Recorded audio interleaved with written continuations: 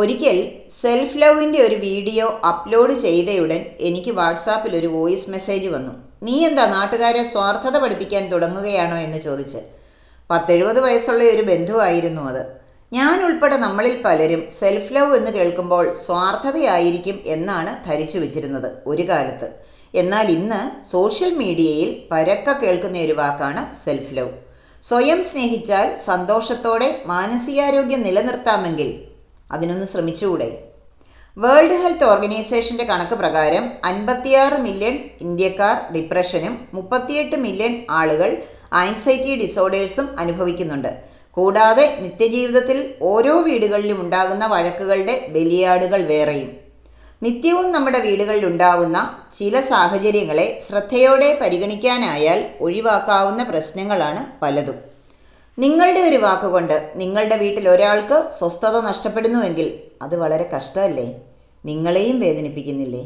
കുടുംബാംഗങ്ങളുടെ ആരുടെയെങ്കിലും ഇടപെടൽ കൊണ്ടോ സംസാരം കൊണ്ടോ ഇന്ന് വീട്ടിലുണ്ടായ ഒരു സാഹചര്യം ഓർമ്മിച്ചു നോക്കൂ. ശാന്തമായി ഇരുന്ന് മെല്ലെ ശ്വാസത്തിൽ ശ്രദ്ധിച്ച് വീണ്ടും ആലോചിക്കുക.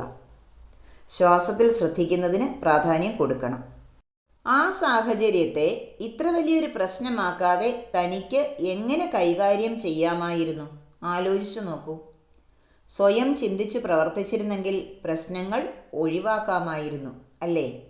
പ്രശ്നങ്ങളെക്കുറിച്ച് സംസാരിച്ചു കൊണ്ടിരിക്കുമ്പോൾ സ്വന്തം ശരീരത്തെയോ ശ്വാസത്തെയോ ശ്രദ്ധിച്ചിട്ടുണ്ടോ? ഹാർട്ട് ബീറ്റ് എങ്ങനെയായിരുന്നു? അടുത്ത തവണ ഇങ്ങനെയൊരവസ്ഥ വന്നാൽ എങ്ങനെയാണത് ഈസിയായി കൈകാര്യം ചെയ്യേണ്ടത്?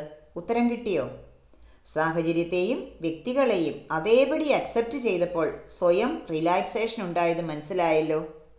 സെൽഫ് ലവ് എന്നാൽ നമ്മളെ മനസ്സിലാക്കുക, നമ്മുടെ തെറ്റുകൾ മനസ്സിലാക്കുക, നമ്മുടെ കഴിവുകൾ മനസ്സിലാക്കുക, അതിനനുസരിച്ച് നമുക്ക് ജീവിക്കാൻ സാധിക്കണം. സെൽഫ് ലവ് ഉള്ളയാൾ അനാവശ്യ കാര്യങ്ങളിൽ ഏർപ്പെട്ട് സ്വയം വേദനിക്കാൻ തയ്യാറാവില്ല. മാനസികമായ വിഷമങ്ങൾ അനുഭവിക്കുന്നവർക്ക് മാത്രമേ ആ അവസ്ഥയെ മറികടക്കാൻ എന്തെല്ലാം ബുദ്ധിമുട്ടുകൾ സഹിക്കണം എന്ന് അറിയുകയുള്ളൂ. അത് വളരെ പരിതാപകരമായ അവസ്ഥയുമാണ്. ഓർമ്മിക്കുക, സ്വയം സ്നേഹിച്ചാൽ സന്തോഷമായി ഇരിക്കാൻ കഴിയുമെങ്കിൽ അതിന് ശ്രമിച്ചുകൂടെ? അത് കുടുംബത്തിലും സമാധാനം ഉണ്ടാക്കും, നമ്മുടെ കൂടെയുള്ളവർക്കും സന്തോഷമാകും. അതിനുപരി നമുക്ക് ഓരോരുത്തർക്കും നമ്മളെ സ്നേഹിച്ച് സന്തോഷത്തോടെ ജീവിക്കാം. നന്ദി.